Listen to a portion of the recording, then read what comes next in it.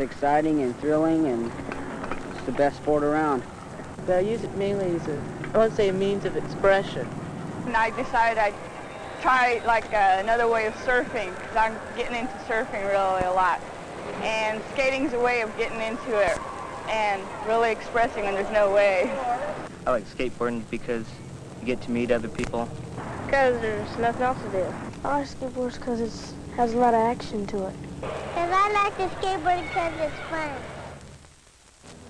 Skateboarding is a sport, and like many sports, it requires a certain degree of skill, experience, and training.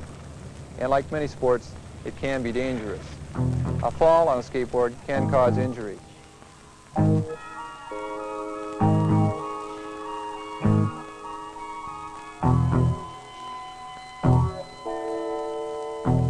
But injuries can be avoided. First of all, protective clothing should be worn by the skateboard rider. A skateboard rider should wear proper shoes, and he should wear clothing with adequate padding on his knees, hands, hips, lower spine, elbows, and shoulders. A proper fitting helmet can be worn to protect your head. You may think wearing all of this protective clothing is going a bit too far, but when you do have a fall, wearing protective clothing will greatly reduce injuries. Can you imagine a football player going into a game without any protective clothing? Protective clothing makes you more confident, and with confidence, you become better at your sport. A skateboarder's next concern should be for his equipment. Make sure that you have a safe board. Check your wheels or trucks to make sure that they are not too loose or too tight. And look to see that your wheels are secured properly to the axle. Replace any worn or broken wheels. All hard and pointed objects should be removed from your pockets. The condition of the skateboarding surface in which you're going to use should be your third concern. Skate on a clean, dry surface free from obstacles and debris. Make sure that the surface is free from cracks and holes. After you have learned about the 3 basic safety precautions, you will want to learn something about the techniques in skateboard riding. Place one foot on the board, whichever foot feels most comfortable. While leaning with your weight slightly forward, push off with the other foot. Stride in a smooth, rhythmical manner, making sure that your push foot does not go beyond the front of the board.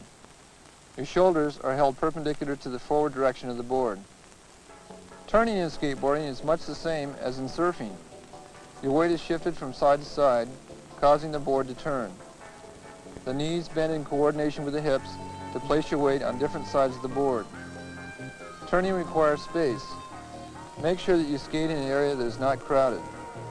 A beginner should always have someone with experience teach him basic skills, as well as more advanced tricks.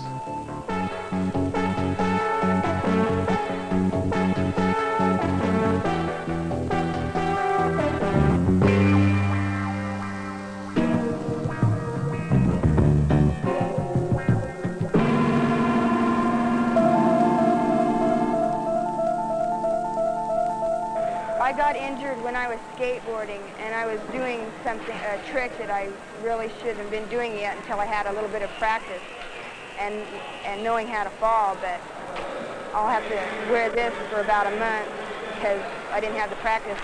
I think basically as far as safety, what you should do, if you're a parent, you should get your son or daughter into a judo or gymnastics class. Teach them proper techniques of falling, rolling, tumbling, anything that's going to teach the child on how to break their fall properly, not with straight forearms that are going to break their bones, but with curved techniques that are going to break their falls instead.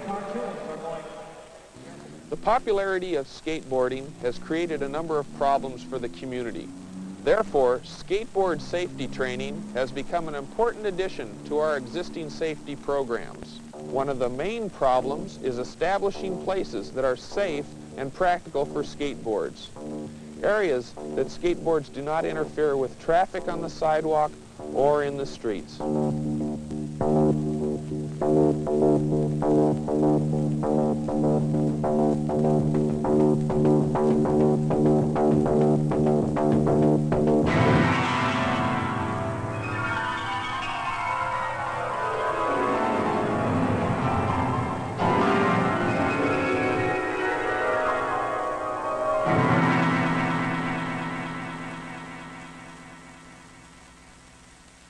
Skateboards are not designed to be ridden in the street.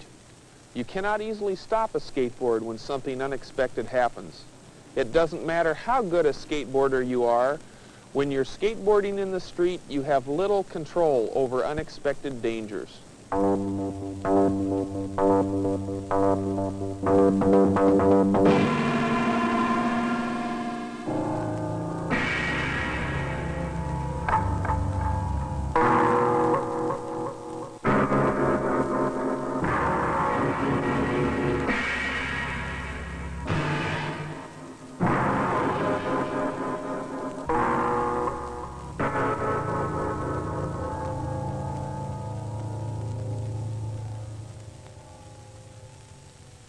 Well, skateboarding's dangerous if you don't know how to do something and then you try and do it. Just, you know, if you don't know what you're doing, it could be dangerous. It is dangerous if you do it wrong.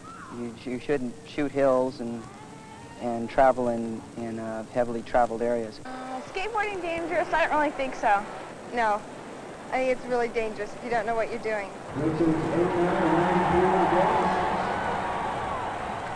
The Pro-Am Skateboard Racing Association was actually founded to promote safety in the sport of skateboarding.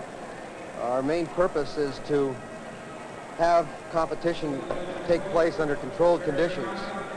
In our competition, we make sure that all the kids wear safety helmets to protect them, and we run all the boards through a technical inspection and make sure that the equipment has passed certain requirements for safe running.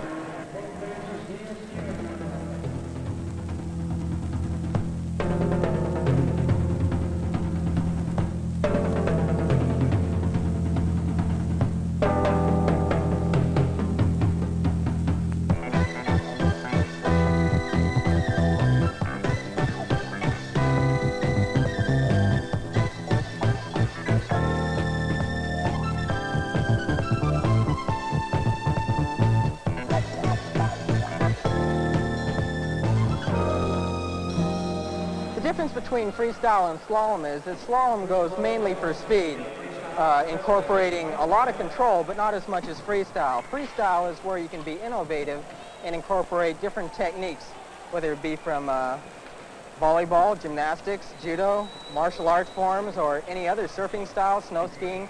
The slalom basically has one thing in it, and that's snow skiing for speed. I like freestyle because it's more creative for me.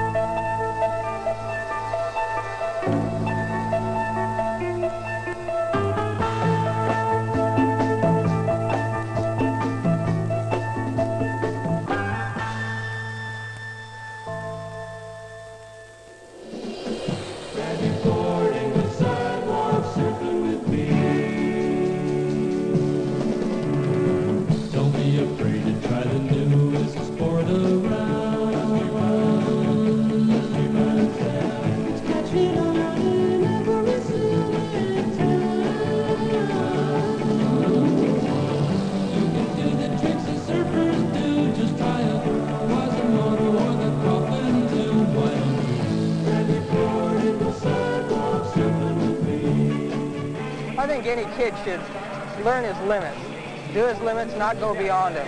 Anytime you realize your limits, you know, and skate within harmony of them, you're not going to get yourself as hurt as someone else.